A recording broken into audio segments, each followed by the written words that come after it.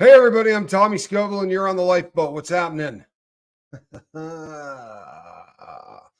Well, folks, we're going to limp through this puppy. I am having one of those really discombobulated freaking moments where every single thing that I was supposed to have in place isn't.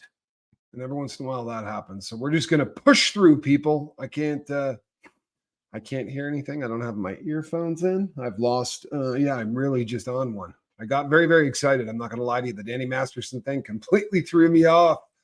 It really did. It threw me off. Hello, Heather in the library. Good to see you. Glad that you're here. Yeah, atypical Paul. I am. I'm feeling the funk. You know something? I am the least organized person on planet Earth. I talk a lot about organization. It is literally the bane of my existence. I lose everything. And it's got a lot to do with, with the head injuries not helping any of that. It just isn't. I got to become way more organized than I am because I am slipping and I don't do it. So I need backups of everything because I lose everything. You don't beat me for the most disorganized person. You really don't. I'm trying. Hey, Buddhist Beer. Good to see you, man. Glad that you're on alive. And thank you as always for my stash of the good stuff from Canada. Yeah, that's right. I'm talking about my maple syrup. Earlier today, I did a maple syrup review on Chase the Heat, and it was maple syrup with ghost pepper. And I'm telling you, people, it was fire. Hello, ANC. I saw ANC over on the Surviving the Survivor. I love that channel. It was just super cool. I love running into you guys on other platforms. Makes me feel like the family is out doing things. You know what I mean? I'll tap that. That's right. Good stuff. So, he's not at his yard, people. I just saw a question that said, Kern says it's a level 3 yard. Isn't he supposed to be on a level 4 yard? He's at an intake yard, everybody. Let me go over this one more time for the Danny Masterson thing. Danny's at an intake yard. So the intake yard is never where you do your time. I'll give you a perfect example. You go to, if you're in the state of Nevada, you're going to go to either the north or the south has an intake yard. You're going to go to either one or the other. If you happen to have gotten busted in Vegas, then you're going to go to a processing yard that is near Vegas. If you got busted near Reno, you're going to go to a processing yard that is closer to northern Nevada, right? That one's called NNCC. And everybody goes through there. NNCC, you meet everybody. You're in the fish tank with all of them. And then boom, as soon as you're done, all those people get shipped out to different parts of the state. And that's the same thing in California. So he's just there to get assigned where he's going. You follow me? The intake process is just that. It is an intake process. So he's going to go there and he's going to get sized up. Snot face. Good to see you. They're going to size this cat up. They're going to put him through a bunch of psych evals. And I'll tell you what. Thank you so much. That's a really beautiful thing to say. I appreciate the heck out of that. Thank you, Carousel Delirium. You're getting some feedback. I hope you don't mean from the microphone. Couldn't tell you one way or the other. If that's happening, I apologize. I can't tell. I don't have any of I'm not hooked up, people. So if I eat anything with a ghost pepper in it, my colon would die. Here's the thing. This stuff doesn't burn, but it's not just a pepper taste. It tastes like ghost pepper. That happens to be the only pepper that I really love the taste of. Right? The really super hot peppers that I really dig the taste of. I love the taste of ghost pepper. It's fire. It really is. Thank you, David Warner. I appreciate that. Thank you. Thank you. Thank you. Well, I'm getting that 5x5, so we're going to roll through it. If not, we're just going to have to scrap it because I got no way of telling. So as of right now, I'm getting 5x5s. People are saying that it's all right. If it's not, we'll just pull the plug. But right now, everyone says it's all right. So let's mull through, shall we, people? And we'll see what happens. I enjoy your channel. You're so inspiring. What you're doing is awesome, and your message is very helpful. What a very cool thing to say. I really appreciate that. Brianna Miller says, important, you need to call Reese. Reese thinks I don't like her? No, there's no truth to that. That's not what it is. Reese is afraid I like her. That's the problem. Don't let her fool you. Probably get this. And I was walking down the street one day. A pretty lady looked up at me and said her diamond watch had stopped cold dead. And I said, does anybody really know what time it is? 25 or 6 to 4? It's an odd thing right there, isn't it? 25 or 6 to 4. And if you didn't get that reference, well, then you need to listen to more old music. There you go, Henny. I knew Henny'd get it. By the way, Henny's got great legs. Happened to see a picture today, a very great picture of Henny, looking babylicious, standing in front of the Church of Scientology building in New York, giving it a salute, something we might call the New York salute. You guys are familiar with the New York salute, aren't you? That's all I'll say. I will say this. It was classy as hell. It really was. Not everybody could pull that off and be classy. It was classy as hell. It really was. You've seen Chicago 4 times. Don't rub that in. Are there programs where you can stay in a level 4 prison for a day just to sample the experience? You know what's insane? The answer to that question is kinda. There is a new place out there right now that is you get to spend the night in jail. It is a shutdown facility in the United States, and you can pay to go in there. All the money goes to charity. They have put flat screens in the cells, but other than that, it looks exactly as a cell would, so you get a little entertainment at night. But in terms of the real flavor, no, you'd probably have to go in a real one. What they can't give you in those experiences, because that's not the only one. There's actually multiple places like this that'll give you a prison experience in theory. What they're not going to be able to give you is the desperation of knowing that when the morning comes, you're not leaving, right? That's really where it gets kind of rugged, right? When you get there and they heckle you and you go through all that. See, in the old days, they don't do this anymore, but in the old days, they walked you into the middle of the room and they said, strip. And that's how you started. And you took all your clothes off and you stood in the middle of the day room while guys yelled stuff at you. I mean, and you'd see guys pee themselves. I'm not kidding. It was really horrific. It's the reason they did away with it. It was cruel and unusual punishment. And guys that weren't cut out for it, it was a really bad thing to watch. It was terrible. Oh my goodness. I was forced on a jail tour as a teen and got peed on. Well, that right there might get your attention. Oh my God. That's absolutely horrific. That's horrific. Kyle, I've toured Alcatraz, and I'm going to be really honest with you. Alcatraz scares the crap out of me. I cannot stand being there. I've taken the tour of Alcatraz on multiple occasions. I can't take it. I can't take it. It scares the crap out of me. I don't know what it is. Sorry, Calhoun. That was my fault. Would the prison assign Danny to a cell with another SA, right? That would be someone that offended in the same way. Or is it a total crapshoot on who will be assigned to? Now, here's the deal. If they've got a sex offender right there, they're going to assign him with another sex offender. Absolutely. Because it will cut down on the chance that the two of them are going to try to kill each other. So if there is one handy, now you got to realize something. He's not in protective custody now. He's in the intake unit. Now, they may not have another one in the intake unit right now, right? And if that's the case, then, well, you know, what happens. Or if you got a guard that just wants to see what happens if you put Danny in with a guy that's 200 pounds that's got good paperwork, that could happen too. I'm just keeping it real. That kind of crap happens all the time. Cops call it a heart check, right? Inmates also call it a heart check. They'll put him in with someone and see what happens, man. Right? See if he's got heart. You know what? People say the guy does. People say he's one of those dudes. Maybe he'll swing. You know, maybe he'll try to fight.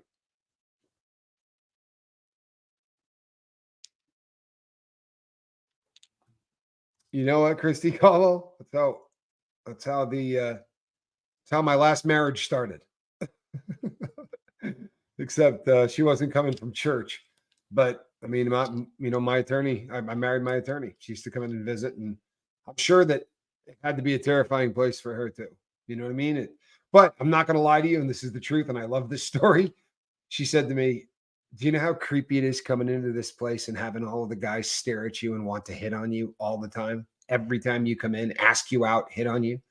And I just said, you know what, man? If you point out the inmates doing this, man, I'll go smack one of them in the head. You know what I mean? I promise you that. And she said, inmates? I'm not talking about the inmates. Oh, yeah, true story. She was talking about the cops, who every single one of them hit on her and asked her out. Trust me, she would leave and they would talk to me like I was just an inmate and not a guy that was engaged to her. They were disgusting human beings. I'll be really honest with you.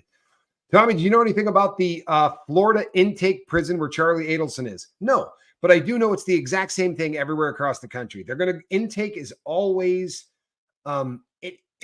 it could vary a little bit from state to state on exactly what the program is going to be. In some prisons, they're going to do your infectious disease Hep C, HIV stuff, because you have to watch a video on that when you're an inmate. You got to watch all kinds of videos because they don't want you to get tattoos. They don't want you to share needles and do all of that because 1 out of every 4 people in there is positive, right? So but in some places you'll do that at your final home. At some places you'll do that in intake. So it's different. Small things vary, but it's all the same process. It's finding out how they're going to classify you. You can't just get arrested. So you're Danny Masterson. Right now you're going into the system. They can't just go, let's try San Quentin. Or, let's try, Corcoran or whatever. You've got to have some kind of a plan of where you're going to put these people. And that plan is hashed out when he first gets there. Oh boy. You know what? Not only have I thought about this, I've said that sentence. I can't tell you how many times. Boy, would I pay to be a fly on the wall. What if they gave me an opportunity to catch any part of it? It would have just been to watch him walk in. If that is all I could have watched, that would have been it. No, he does not have his head shaved. He does not. I think Danny is going to do everything within his power to blend in.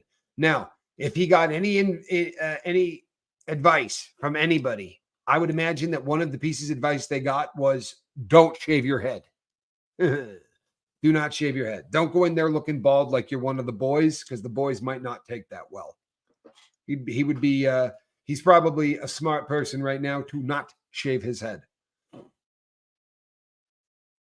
Tree hugging Buddhist. I get it. Scared straight doesn't help too many people, sadly. I did scared straight at Quentin. Apparently it didn't help me that much. Unfortunately, it doesn't seem to help too many people, period. You got to screw up. If we could learn from other people's mistakes, right? That's genius. Learning from your own mistakes is very intelligent. Learning from other people's is genius. But there are people who are going to watch this video and then, they're still not going to learn. Someone does need to make a screenplay out of my story. You should have seen her too. She was lovely. She really was. She was a good person. Sadly, I was not at the time. But yeah, it was a very interesting story to be sure. No, I don't think scared straight, when they chase down the people who were the original scared straighters, it does not work. Their success rate was horrific. It really was.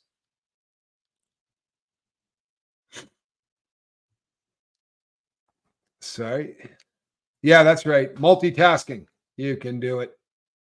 Hey, Balake, thank you. He says 272 of us and 122 likes. Now, sometimes that doesn't always update, but I do appreciate the sentiment. Go ahead and hit that like button. And you know what? If you haven't hit subscribe, what is it? Is it the convict thing? Huh? Is it the bank robbery thing? Get over it. Hit subscribe. Right? Have you ever seen Point Break? Because I could come to your house. I could kidnap you. I could force you to go rob a bank with me and then jump out of an airplane. Or you could just hit subscribe. It would be a lot easier. By the way, do you know that the Point Break stuff was complete and utter BS? I think I've told the story, but I did time with one of the stopwatch gang, which is what the guys who pulled those bank jobs were called. They were called the stopwatch gang for a very good reason. They would go in and go. And the guy running the crew would hit the pocket watch, and they would get everything they could get in 60 seconds, right? That was the goal. They wanted to be in and out in 60 seconds. They did not jump out of airplanes. None of them surfed. None of that was real. It was based on a true story. The based on a true story part was the stopwatch and the fact that they wore masks of dead presidents. Other than that, nothing. And I do mean nothing about that movie. I got to meet one and I was in awe. You know what I mean? Like, I watched that movie. That movie was cool as hell, right? It was not real, but it was super cool. And I said to the guy, I was like, oh, no way, man. What got you, what made you do the bank robbery thing? I'm like, where were you surfing that you needed that much cash? And he's like, I've never surfed. Nobody ever surfed. He's like, based on a true story. Tommy means loosely based on a true story.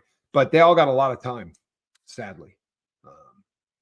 Because I don't like seeing people that honestly, prison's a bummer. I don't revel in guys doing time. I hate it. It's a bummer. Danny Masterson being the exception to the rule.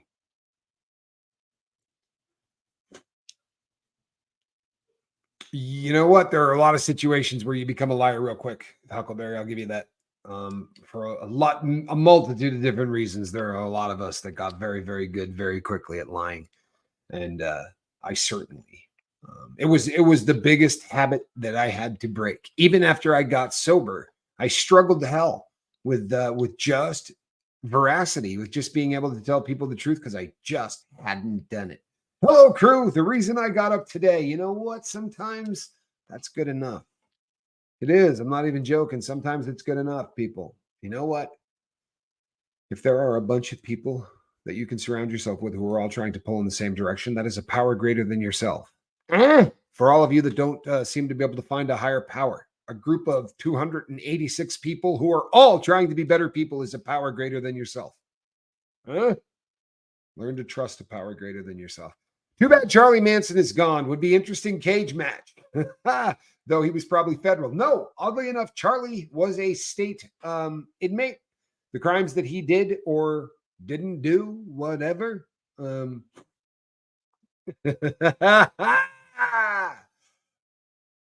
Yes, me. I could probably tell you that story. The funny thing about Charles Manson is there's a decent amount of evidence that says Charles Manson did a decent amount of, Scientology. You know what? We're going to slow the chat down.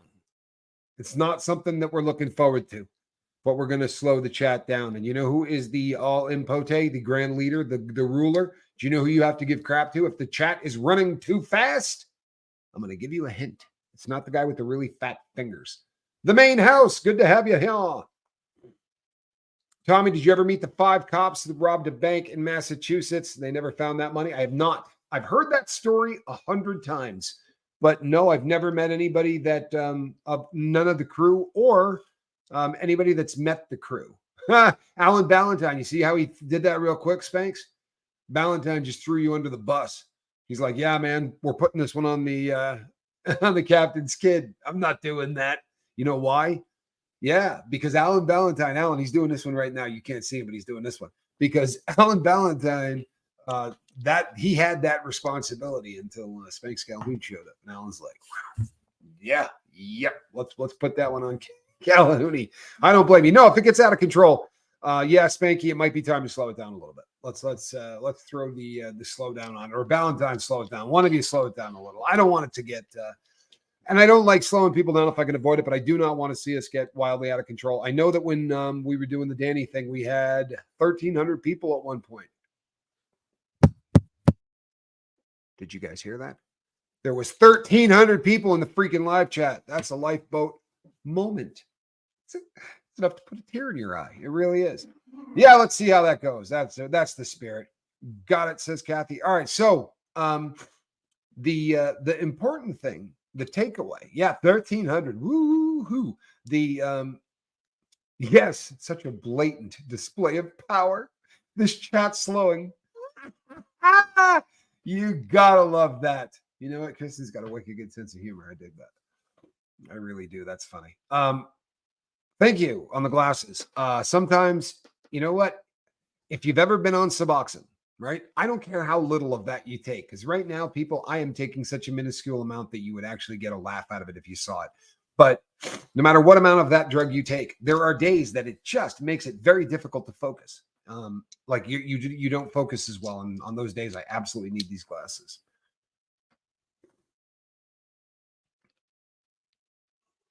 Charlie threw poo at your high school criminology teacher. Charlie was a dirtbag. He really was. And I mean, from a convict standpoint, he used to love to talk all the time about how he was a convict. But I knew a lot of guys that did time in the California system who said that by the end, Charlie was really a piece of work. And he was, they call that entire, like, playing with your excrement and all that stuff, they call it sliming or gassing. And I'll tell you something, man, it is not highly respected among the white boys. It's considered pretty foul. Even if you're doing it to a cop, it's just bad form. It's just disgusting, man. You know, we go in there and we do everything we can to have people treat us like we're not animals. And when guys get in and start throwing feces, I mean, you look like a freaking animal, right? You act like an animal. They're going to treat us that way. Question, there's been a story in the news about Norway's super low recidivism rate. What does Norway What does Nori have figured out that the U.S. prisons don't? That's an excellent question. That is an excellent question. Now, I'll tell you something. There are a slew of other countries that have it figured out. We do not. And our problem is this. Ready? You got a pen? I'll make this real easy. When we go into prison, they teach convicts that when they walk through the front door, you're going to do time one of two ways. You're going to break every rule here, and you're going to do really easy time.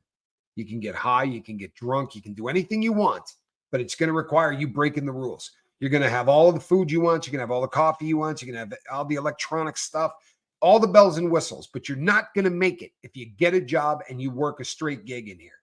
You can get a job and work right in the city that we've just put you in. You can play by the rules. You're going to starve. There's no way to get ahead if you play by the rules. That's what they teach you, because that's exactly what the truth is. You get into prison. I was doing everything in my life to turn my life around. I wasn't doing dope. I was doing it all the way you're supposed to. And I had a job working at a factory full time in there. And I had to run an illegal business inside in order to have enough food to eat. For real. That's just the way it is. And that's a bad system, right? Because even while I was programming, reading books all day long about changing my life and about cognitive behavioral training and about, all of the different things that really required me to become a very different person, I'm still running a sports book, right? I'm still taking money from somebody to gamble, right? So that these guys can gamble. That's not healthy, and that's not right. TLB, does TLB have a Cash App? We're working on that. We really are. We were talking about that because I've had some other people ask. Currently, we do not. I will have one up shortly because there are a lot of people that have asked. The systems are crazy. Now, look, if you were to bring somebody in, just let me paint a dream scenario, if I could. If you got in there and they said, all right, here's how it's going to work. You're going to wear crappy clothing that every single person that's come through this system has worn, because that's the truth, right? Those pants, I don't know how many inmates have worn it, but we took their names off and we put yours on it. Shirts, not sure how many cats had them, but we're going to put your name on it. Same with the boxer shorts.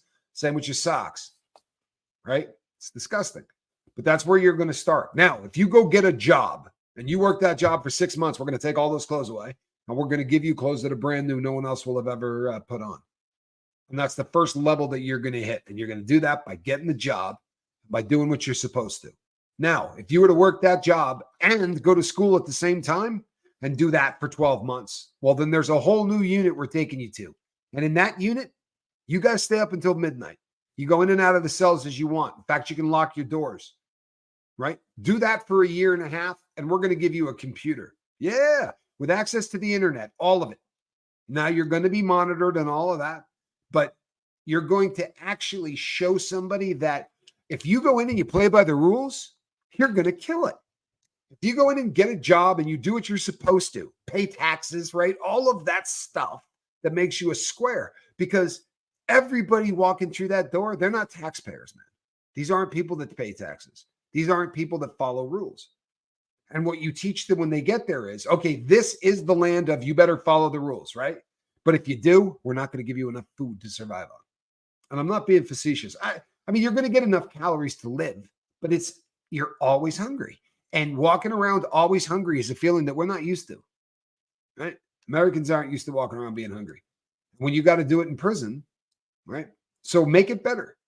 Make it so that if you've done 3 years without a write-up and you've done everything right, then you can start wearing jeans and sweatshirts and looking like a person on the street does. And then eventually they start letting you out during the day to go to certain jobs and coming back at night. May sound insane, right? But the countries that are doing this, Germany is really incredible with how well they've done with this. But they do this with murderers. They do this with people who killed people. And in this country, we won't do it with somebody who sold plants that you can smoke and get high off of, right? A plant.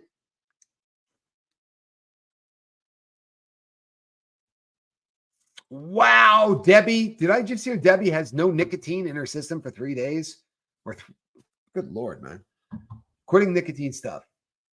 What? To anybody fighting the good fight on nicotine, it is a rugged substance. It is really, really difficult. The reason that it is so damn addicting is the delivery system of breathing something into your lungs. Nothing hits you faster. Don't let them BS you. The needle doesn't.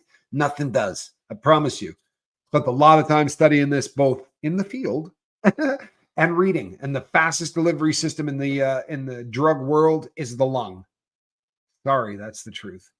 I used to the first hit every day. I used to always smoke heroin until I was solid enough to shoot it, because nothing delivers the faster. I mean, it gets into your system so quickly when you smoke it, and considerably safer. You know, you could, back in the day, you couldn't die smoking heroin. Believe it or not, say whatever you will. You could not die smoking heroin. It was not strong enough to kill you via the lungs. That delivery method kept people safe. And sadly, it also gave them a false sense of security, so that the stuff that's on the street now that people are smoking, you can absolutely die from smoking. And there are still a bunch of people out there that didn't get that memo, right? This is not, you're not shooting heroin. You're not smoking heroin. You're smoking fentanyl. And smoking fentanyl can stop your heart. It does every day. We're losing 350 people a day in this country. By the way, prior to Danny Masterson getting in trouble today, or sent up today, the good news of Danny's retirement to his new California address, right? The Department of Corrections, the DOC, the California Department of Corrections. Prior to that, I was going to be doing a show on a substance called nitazines or phytonitazines. I will be talking about them tomorrow, but there is a new drug on the market right now. Fentanyl is not even what we're fighting. We won't realize that now for about 6 to 8 months. 3 months clean. And if it's clean or cleaner, I don't care, right? Harm reduction is fantastic. Whether you're completely off it or you're in the process of getting off of it, you're stepping down, God bless you. People, harm reduction works. You know what? Go ahead, send me your mean letters. I dig harm reduction. How's that? You're better off doing less than you were doing. Horse tranquilizer is what they're cutting into the phytonitazines, right? The horse tranquilizer is called xylazine. They're mixing that with these nitazines. What nits are a bathtub painkiller, right? It is basically like dirty meth, right? The crappy version that people make of meth, that guys were just cranking out stuff that make people nuts, picking their face, and you see all the horrible pictures, right? Okay.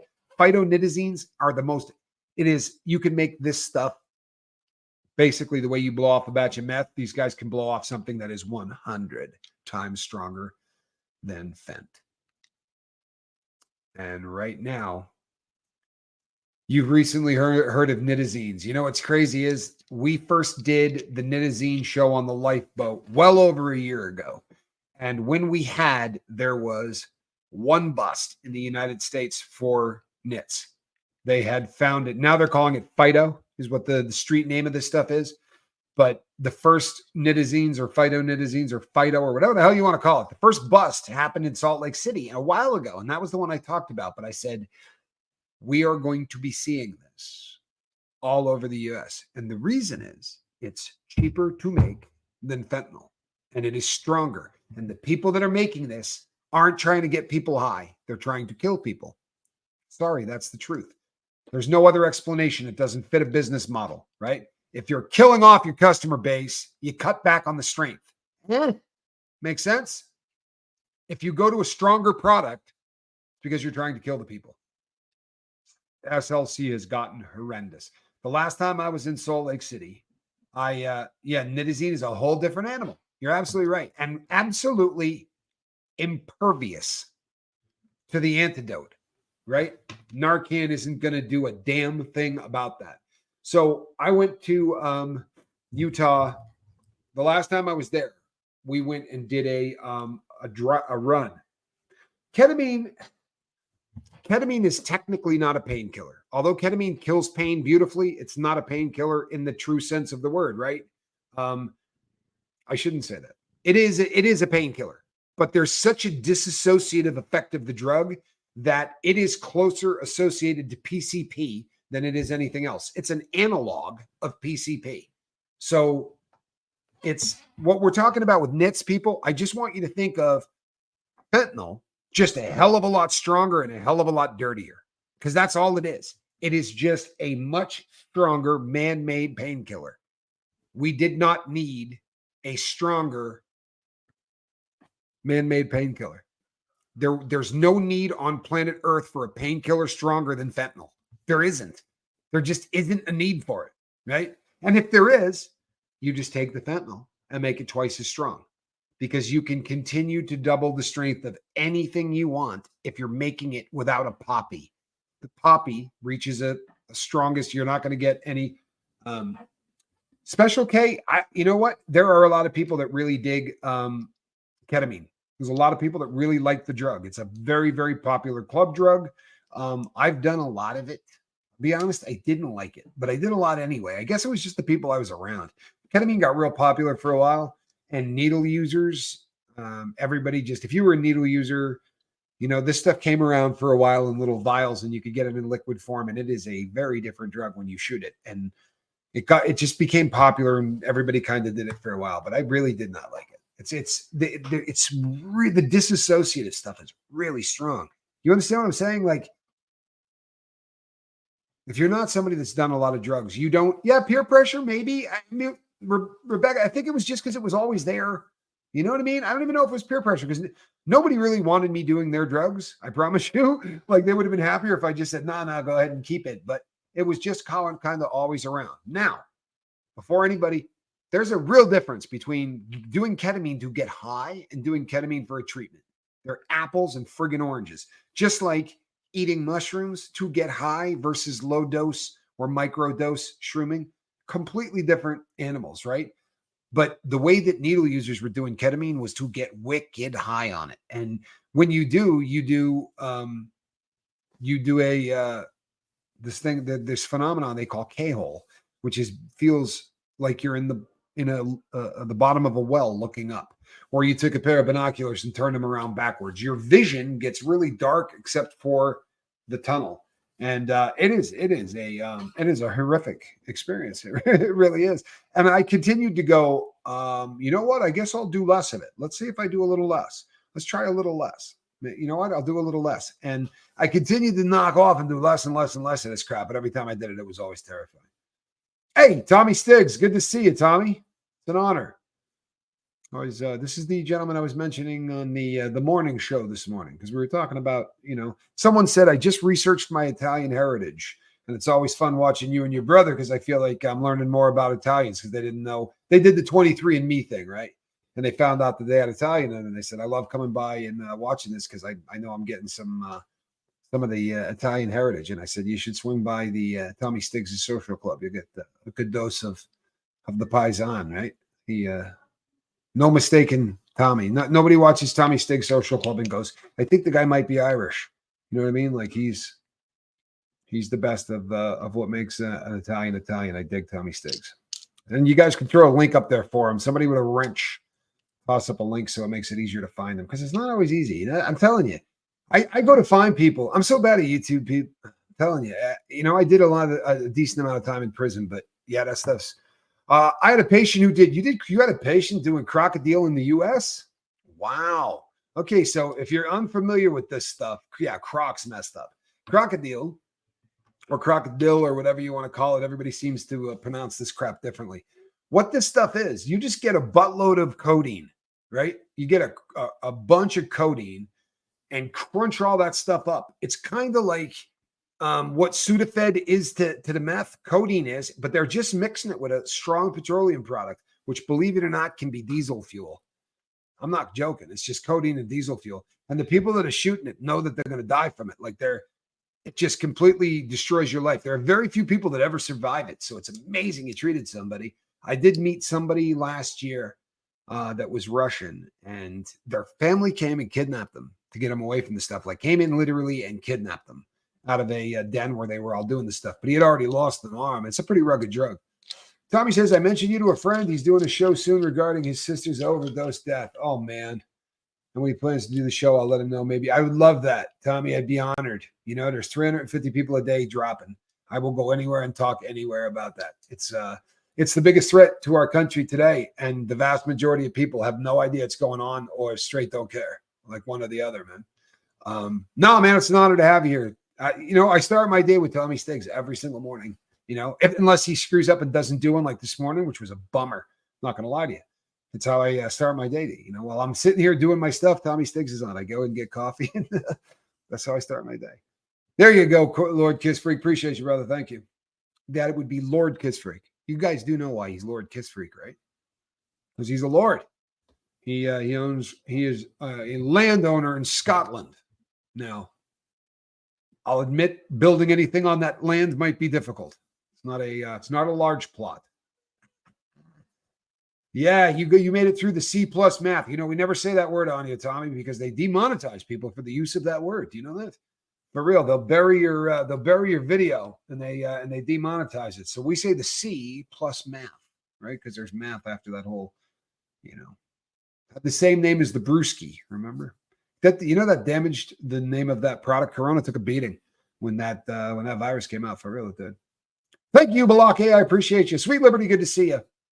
Yeah, that stuff's no joke, and it continues to come back. Right there, it doesn't seem like that stuff's ever going to go away. It's just part of us now. It is what it is. Just did my heritage, and I'm a second highest in Scottish. Can't help you there. I got no. I hang out in a Italian social club via the internet. I have not made it to the Scottish social clubs, but I do have a funny joke about that. It's not a joke; it's a story, but it's funny as hell. So when I was working as a public speaker, I was going around the country, and I always talked to you about my friend Danny. Danny was a strapping dude, right? He did bodybuilding and was super into the whole weightlifting and bodybuilding thing for a while. And even after he stopped, he looked like Elvis, and he was just a really big dude and just a big beefy guy, and proud as hell of the fact that he was a Scot, and Braveheart, that was him, he was proud as hell of that. So we made really decent cash as a speaker. So he said, I'm going to meet my great grandfather. He's like, I researched this dude. I found where he lives. The guy's in Russia. He goes, and I'm going over there to meet him. He's like, this is the Scottish side of the family. He's like, I've never been more stoked in my life. And he brought back pictures. He goes and sees this dude, and the guy is as stooped over as anyone you've ever seen. He's got to be 100, right? And he's stooped over every day. He leaves his little house and he walks 2.5 miles one way to a kilt shop that he runs in this area of the country. And so Danny goes and sees the guy, and he hangs out with him, and he needs a translator because the guy speaks really, really broken English. He was from Russia, and the English he speaks with a very brutal accent. But as he's getting ready to leave, Danny says to him, "Hey, great grandpa, if I could, if it's at all possible, I would love to get a kilt, before I leave." And that part much his grandfather got, and his grandfather says to him, "A kilt? The hell do you want a kilt for?" And he said, "Well, because we're Scottish, and you're my great grandfather, and I think that would be cool." And he said, "Scottish? We're not Scottish. You're a Jew." He said, "You're a Russian Jew. There's no Scottish blood in us. We just make kilts." And I'm telling you, it was to hear him tell this story, because he came back, and we're all public speakers, right? We all tell a fairly decent story, but he comes back to tell the story, and we're hanging on it like, dude, how was it meeting your Scottish grandfather? He's like, "Oh, I don't want to talk about it, dude. I'm not Scottish." I said, "What?" He's like, "No, apparently I'm a Jew. I had no idea." He's like, "But, this whole time he had this big, he would brag about being this big Scot." Yeah, it cracked me up. It was really funny. Yeah, it was funny as hell. It really was. And he is one of the funniest dudes in the world. Spanx Calhoun can back me up on this. Danny was a really, really funny guy. And he told this story about 10,000 times, and it got funnier every single time I heard it. As a speaker, it became his his icebreaker. You have to have an icebreaker that makes people laugh when you first get out there, so that they're disarmed and they don't think you're a public speaker, which of course you are, and you want their money. So you have to overcome that. That's kind of a big deal.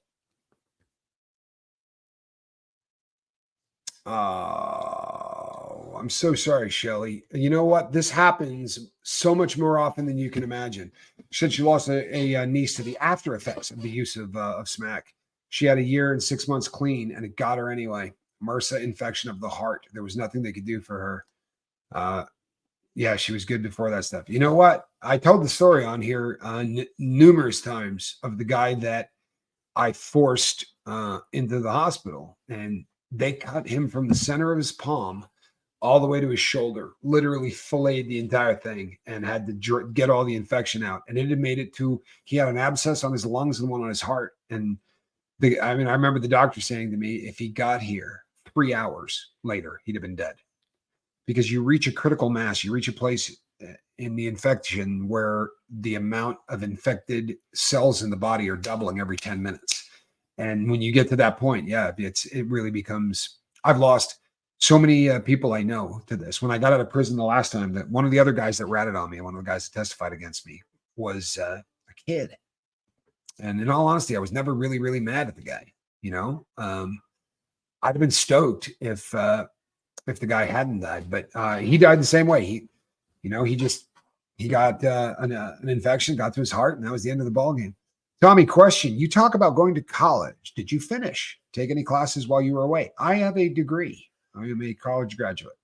I have a bachelor's degree that I received while in prison. So it's a little less, I don't know. It's kind of a dubious honor. It's like having the highest grades in your GED class or something. I don't know. I mean, I'm happy that I got a college degree. It made my dad really, really happy. And I'll be honest, I think I did it more for him than me. I didn't put a lot of weight in the fact that I was going to be using it, right? I kind of knew that because of what I had done in my life, if I was going to make $1, I was going to have to make it myself. There wasn't going to be a lot of people that wanted to hire the bank robbing, whatever, gun running, drug addict.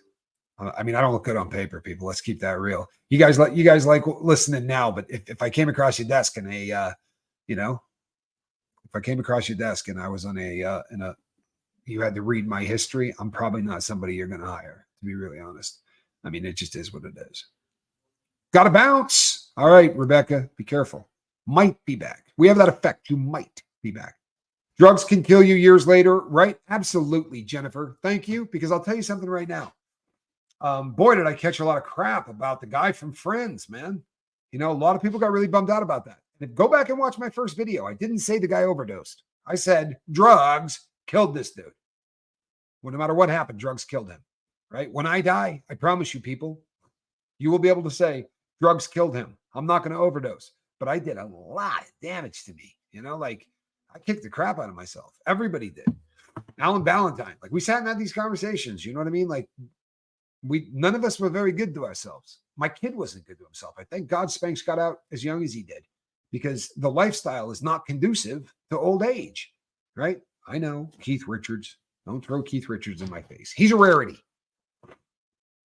No, you can't tell a book by your cover, but I wouldn't blame anybody that looked at the cover of my book and said, I don't want to read that, right? I can't really blame anybody for that, because I got a pretty ugly book cover, but stick around, get a couple of pages in. I really did. No, I'll tell you something. The guy that went into prison, he was a piece of crap. You really want to know the truth? He was, but I left him in there. And the guy that walked out was a completely different person. And that got, Izzy, tell who put that up. I'd consider smuggling phones through paint buckets a transferable skill. It takes a whole other level of organization. Yeah, no, it does. I'll tell you what else. I got stuff in a couple of other ways. I was pretty creative with getting stuff into prison. That was kind of my mindset at one point. You realize that when you're in there, everything you want is on the outside, right? Anything that you want, the things that you love in life are all on the outside of that wall. So you spend a lot of time trying to figure out how to get the things that you want from out there to inside, which is tough. So Aro Christmas says, my brother had a heart attack at 41. He finally sobered up from the damage he had done using. Yeah, you know what? And you can actually have a great life, and you can pull the nose of the plane up. I did, 100%. I am not damaging myself anymore. That said, I did a lot of damage, and some of it, comes back. Some of it does not. Keith Richards is just a miracle. Is what he is. That's right. Smuggling is a transferable skill. It's just not transferable to anything legal, right? Kind of does make it hard to make $1 on it, right? Fortunately, I did kind of get out of that line of work. Drugs are keeping Keith alive. Yes, they might be. Do I think prison saved me in a way? I think prison saved me in every way. Prison, not the first time and not the second time, but meeting my friend Q when I did saved my life. I'm not being overly dramatic or anything else. It saved my life. I would have gone right back. I would have gone right back. That's just how it would have gone down. Sadly, that's the case. On New Year's Eve, can you and Johnny Scoville sing have a happy New Year from Rudolph's Shiny New Year? Well, let me tell you how well the last one worked. I'm in business with the people that made that. They get all the money. They say we're in business together. How come I don't get paid if we're in business together? They're the only ones getting paid. I think they're in business with my terrible singing. But I had somebody who's really funny. I had somebody that's a crew member on the Lifeboat. Time game, says my brother. Oh, no. Oh, hey, thoughts and prayers for your twin. I'm sorry to hear that. Cirrhosis is no joke. Yeah. Cirrhosis is no joke. How did I meet or hook up with Q? He watched me in prison for about 4 months, something like that. He just watched me every day. He was a great observer of human beings, and he was looking for the next person to help get sober. That's what he does. His ability to affect the world, he does by handpicking certain individuals and offering to help them change their lives. And his success rate has been phenomenal. So he walked up to me in prison, and he is a black guy and I am a white guy. And so there's not a lot of conversing that goes on between the two races, to be honest. It's pretty limited. He's also, to walk into a white guy's cell is considered pretty bad form unless you're walking in with the white guy. It's just, you don't see it happen very often. But he walks right into my cell. And he said, "You are either the smartest dumb person I've ever met or the dumbest smart person I've ever met. But if you don't get off that shit, you're going to keep coming back here, and you're too damn smart to die in prison." So that was how it started. And then I just said, that brother's crazy. I cannot believe he just walked up here and said that, right? That brother is nuts.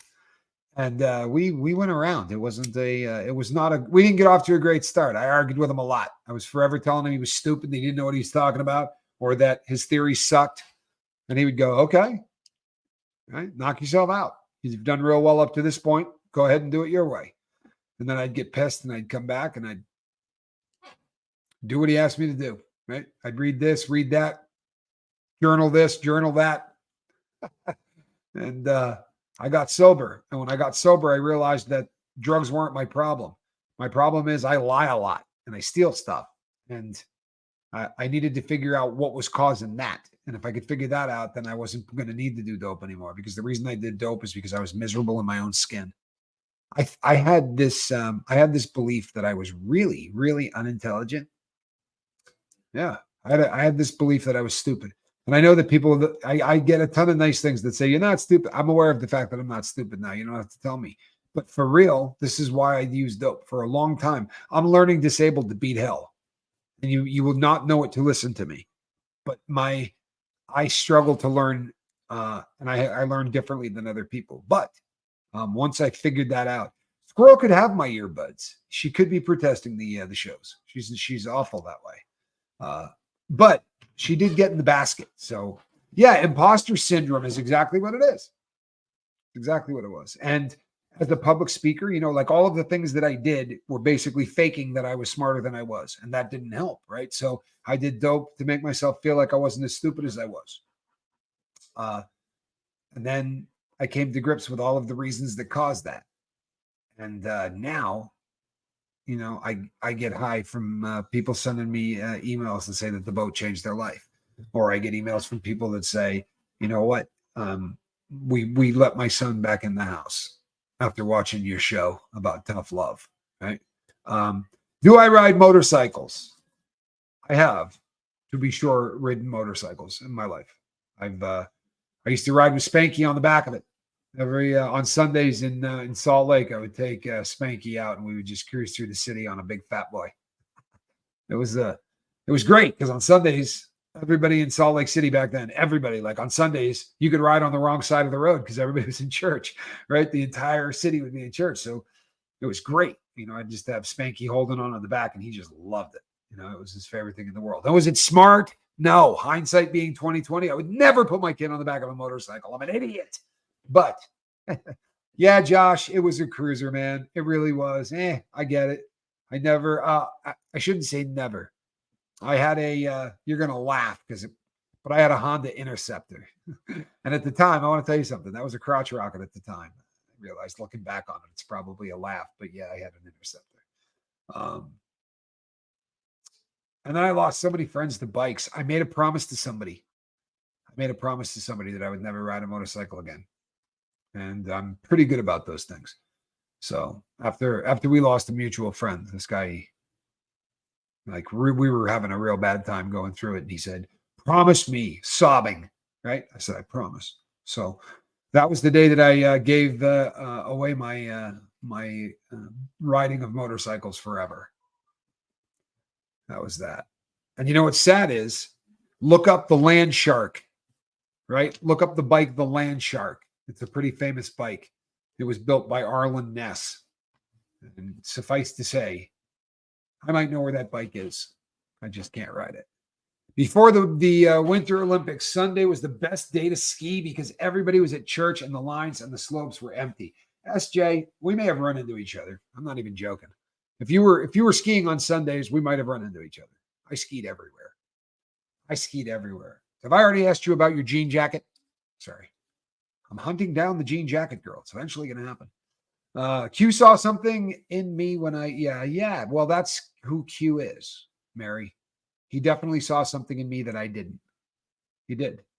And I'll tell you something. Right around the time that I started to get my life together, I said to him, I'm going to go out. I'm going to do everything I can so that I can get enough people who know who I am so that I can get you out. And I know that he probably laughed his ass off at that when I used to say it. Now, when I say to him, well, we're up to 17,000, brother. Right now he gets I said, it's just a matter of time, man. I'm going to put your ass in this chair and I'm going to be doing stuff like skiing on Sundays. We'll put Q right here. Trust me, he's better at this than I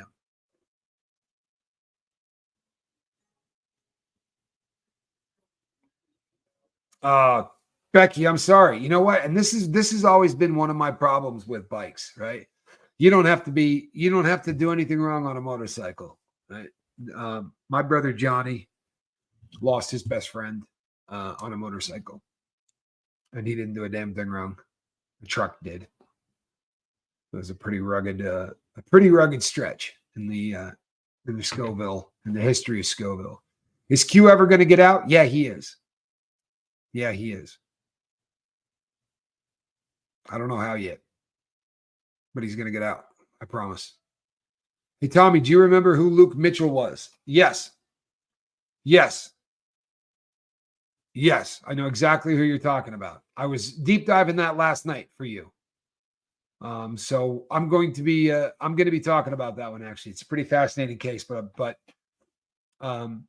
lost too many biker friends, Nickel. Yeah, I lost a lot of biker friends too. Oh, Jennifer Lemke, Calhoun, put that up there, would you? Thanks. Did you ever romanticize the last time getting high when you were trying to quit before you quit? For good, I mean. I heard that's a struggle for some people trying not to use again. I did not romanticize the last time I used, but I romanticized the drug forever. The last time I used was, you know what I mean? Like I was shooting, I wasn't shooting, but I was doing dope in prison. I was getting high every day in prison. I just never used a needle in there. Fortunately, I was snorting it for a long time, but then my best friend ended up getting the entire yard. He became the shot caller. He was a Mexican guy. He ran a Mexican. He had the entire yard for the whites and the Mexicans, for everybody, and that meant free dope. So I could go back to smoking it, which is what I did on the street. So the last time I got high, I smoked it. But I just romanticized the drug. You follow me? When I quit, what I got, everybody, Joshy Doy nailed it, right? Everybody who gets sober romanticizes that crap, unfortunately. And that's the fact, right? That's a fact. And for me, what romanticizing the dope meant was I would think about how it would take away all of the problems that I had. Not literally, obviously. I'm not stupid. But it would make all of your problems disappear. You couldn't think of them. You couldn't feel guilty about them. You couldn't feel stressed out about it. You couldn't feel sad. You couldn't feel anything. And I would romanticize that, right? I can't tell you how many times If you go back and watch the video I did when I lost my friend number 5, right? Go back and watch that video. I think the video is called I Want to Get High or something like that. But I wanted to turn my brain off. And I romanticize that, right? I romanticize how great it is to just go and not care. But attached to the backside of that is this noise right here, right? That's how it ends, with that noise every time, right? With handcuffs getting stuck behind my back. And the longer you're away from the crap you do, the more you forget about the bad, right? Addiction, by my definition, is the continued use of a substance or a habit, continuing to do stuff in the face of unbelievable reason to quit, right? Terrible things happening, one right after the other. Crap loads of bad stuff happening to you, but you just continue to use, right? Because you romanticize the great and you forget about all that crap stuff, right? And God, the things that happened to me, right? All the things that I lost. I'm sorry. Hate that noise too, do you? Sorry, Ken. Hate that noise. Hey, Charlie, I want to tell you something. Charlie Murphy is a rock star, right? Charlie is the first person that ever hit subscribe for my name before there was a channel.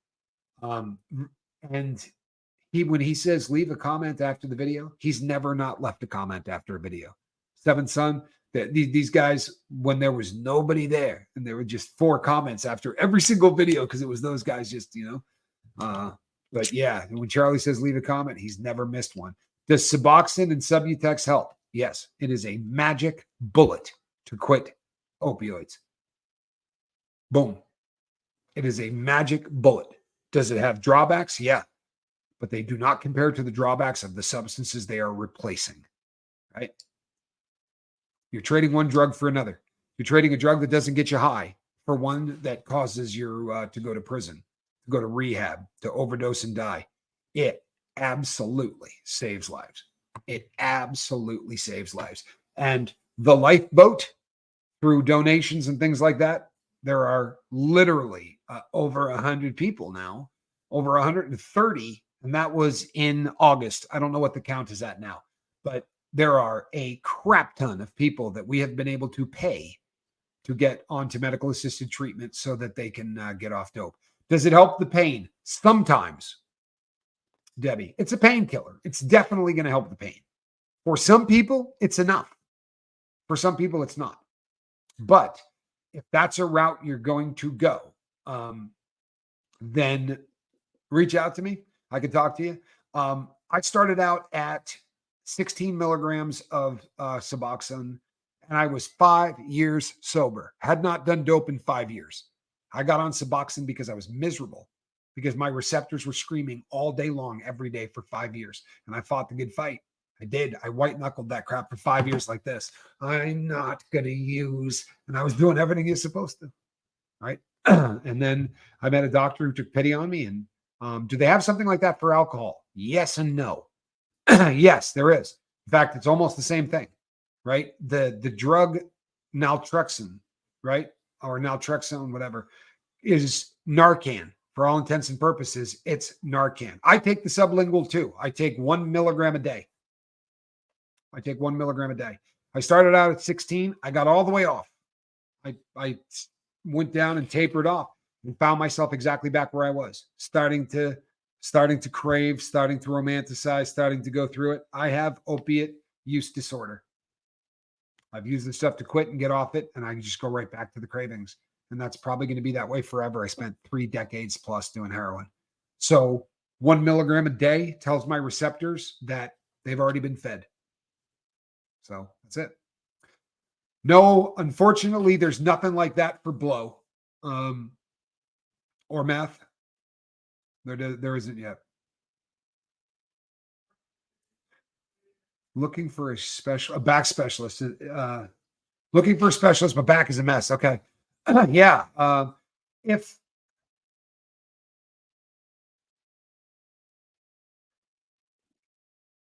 Yeah, I don't know what to say on that. Because here's the thing. If you're trying to get into a pain specialist, that's a different thing. If you're trying to get on Suboxone, right? Getting on Suboxone is a whole lot easier than getting in to see a pain specialist. Pain specialists today have unbelievable wait lists. You have to be recommended to get there by another doctor, right? Which means at least one other, step in the road. And most of these doctors are terrified to deal with you.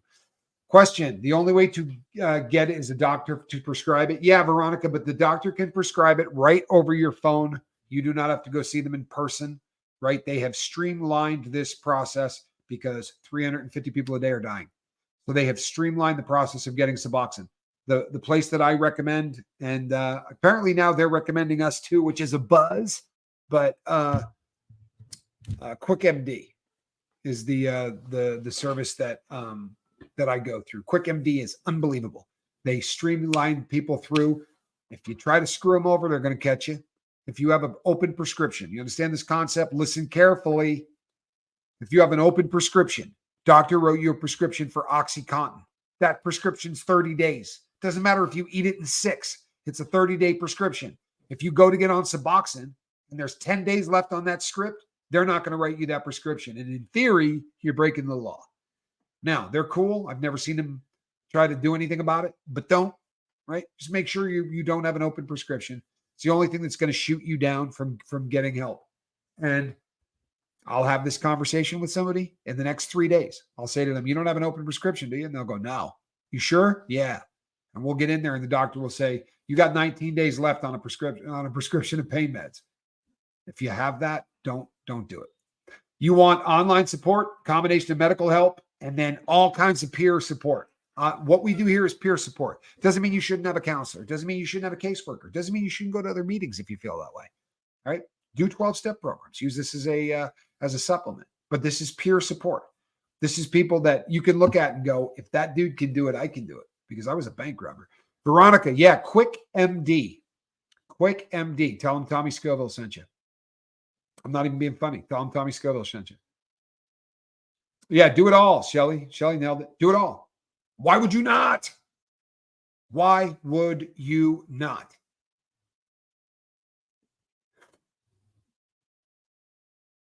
Yes, Kathy Ann. Doctor and pharmacy shopping will get patients who try to get early fills, DEA attention, and blacklisting, especially now. Hear that? Don't play games with them, people. The days of doctor shopping are done, right? They're done. The computer systems, you're not doctor shopping, right? You're not. I'm telling you, as a criminal, you're not. You're going to get caught, right? You're going to get caught. The guys that get away with it need 25 IDs, and they got to be good ones. You're not doing any of that crap anymore. Those days are over. That's not how people get drugs anymore. I promise. You'll get caught. Don't do it. Don't do it. Quit. This is the time, right? We're almost at the first of the year. We're all going to get busy, aren't we? Yeah, thank goodness. You cannot doctor shop anymore. How do you deal with your anxiety and depression without substances? I walk a lot, right? I walk every single day. That's a big one for me. I work out a lot. Yoga is a huge thing for me. I schedule my day so that I don't have downtime. And I spend probably, I'm not exaggerating, 60% of the time that I'm awake trying to help other people who are having problems in their life. And that is wonderful for what it does for my brain chemistry. And when I sit on the couch for the 20 minutes before I fall asleep, right before my gummy kicks in and I fall asleep, you know what I think? I think automatic positive thoughts. I'm not kidding you. I sit on the couch and I think, oh man, somebody put a comment up today that read this, or I think, you know what? We had 1,300 people in a live chat today. This connection thing's catching on, right? People are starting to hear what you're saying. The connection thing is catching on, right? Well, I can live with that. But that's how I did it. I restructured my life completely. I did a 180. You know what? The boat has helped a lot of people, Julia. The boat has helped a lot of people, and I just got a really cool seat. I'm not even playing. Ask Charlie. Ask any of the people here, man, right? The way this thing got built, I promise you, I'm just another person on a boat, but I got a wicked good seat, right? I got the best seat in the house. And as long as you guys will let me sit here, I'm going to keep doing it because this has been the best job I've ever had. I get to help people, and this is just, it's wonderful. It really is. It's a buzz. Question: on occasion, I have been having panic attacks in my sleep with a family situation, and any suggestions waking up from those are not fun. Are you journaling your you-know-what off, Mary, before you go to bed? Because if you're struggling with what's happening when you are unconscious, it's because you're not journaling before you go to bed. That's been my experience. When I really really am struggling with dreams, it's usually because I'm not getting what's in my head out before I go to sleep. The exception to that would be my PTSD dream, which I just can't make go away. Well, I couldn't. Right? I'm 3 weeks without that right now, so pretty happy about that. I love this boat, says monk, monk, monk, monk, monk, monk, monk. Take it minute by minute, hour by hour, day by day. Pretty soon you get a year. Yeah, before you know it, you got a year in. And you know what? My next milestone in that is a decade. And I can't believe that, man. I can't believe I got a decade coming, man. Thank you. That means a lot to me. I'm not even joking. That really does mean a lot to me. Joe, oh my, thank you so much. That's a good ass question. This is a really good question. And I'll tell you something else. This is a question that I hate answering, but I'm going to answer it anyway. If you're on subs and you get, say, hit by a car, I was told if you're on subs, it will make it really hard to control your pain because the subs will suppress the IV drugs they try to give you. Is this true? Yeah. Yeah, it is. Now, that said, trust me, they got it under control. It's a real problem if you're trying to get high at your house. If you're in an emergency room and they have a Pyxis machine that can just keep spitting dope out, they got nothing to worry about. They're going to be able to treat your pain. It's not going to be hard to control. It would be hard to do it on the street. In there, they know exactly how much they're going to have to give you. Also, if by some chance they couldn't do that, there are drugs you can give. I don't want to give you the names of them, right? Because I don't want people on Suboxone going, I can get high, right? That's counterproductive to what the Suboxone does. But there is an entire class of drugs that are injectable that you can take at the same time you're taking Suboxone. Those drugs exist, right? They're basically the same thing. They're an agonist and an antagonist. So it's the same family. It's the same kind of thing. They're just going to give you a bunch of it. They're going to give it to you in the vein. So they can treat you for pain, I promise. But you're going to be taking opiates, right? For some of us, that's an issue, right? For me, I don't want the opiates, right? I can't really play that game. No, it doesn't make sense to people. I can't take an opiate again, right? I can't. I agree. I got my mom back. Good stuff, isn't it? Honest to God. Miracle stuff. We had a doctor. I did an interview on here with a guy named Dr. Jetmore. Dr. Jetmore set up the program for all of Indiana. And he said in the interview, I thought drug addicts were degenerates. I thought they had character defects. And then I began to work with them and I started to give them Suboxone and I watched them put their families back together. I watched them buy houses. I watched them get jobs, he said, and they just became citizens. When you could get waiting in parking lots, stealing stuff to get high, when you could get the day-to-day that they had to do to continue to be a drug user and get all that off the table, then really great things happen. I did say Indiana, Dr. Jetmore. Go and look at the interview I did with him. It's an amazing interview, people. This is a doctor talking about medical assisted treatment, not me. Right? This is a pro, but I got to interview him and it was awesome. It's a really good interview, man. Really, really a good interview. All right, people. I prefer the pain over opiates ever again. Suboxone definitely changed my life. You and me both. I'm a fan. I'm a huge fan. And yeah, you know what? I think she does deserve a participation trophy. For mom, huh? Congratulations. That's really incredible stuff. It is. And you know what, people? I lose my you-know-what when people come on here and badmouth anything that helps anybody get off an opioid. If you're one of those people that thinks that you shouldn't, you should have to suffer in order to get sober, right? You are allowed to have that opinion. If you have it here, I'll remove you. For real. There's a time and a place for that discussion, but I got people here that are on the edge wondering whether or not they should be, continuing to do fentanyl, right? Or take something that can help you get serious. Yeah, something that can help you get clean and really start changing your life. We won't have that discussion. Sorry. My wrenches are freaking phenomenal. Make no mistake, I got great wrenches. I really do. Jeffrey Canali, that is an ugly look at this dude. Calhoun, put that man's face up there. That's terrifying. I've been learning a lot about gene mutations and vitamin deficiencies. You would be surprised how much influence that has on your emotional and mental health. You know what? Jeffrey Canali, who I just want to call Alex. I don't know why that is. I just want to call you Alex. Why don't you come on here and let's talk about it? I'll reach out to you this week because we're at the end of the boat, but I'd like to talk to you about that. This is a guy I did time with, by the way, Jeffrey Canali.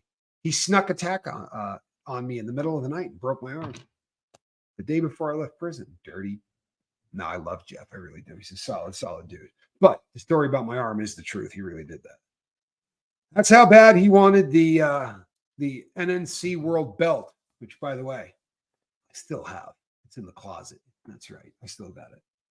It was a cardboard cutout from a magazine. But if you knew how bad we beat the piss out of ourselves for that cardboard cutout, living in the dungeon, we used to pull all of the mattresses out, right? All the guys would throw the mattresses in the room so that Jeffrey and I could go do jiu-jitsu and beat the crap out of each other. It was pretty good.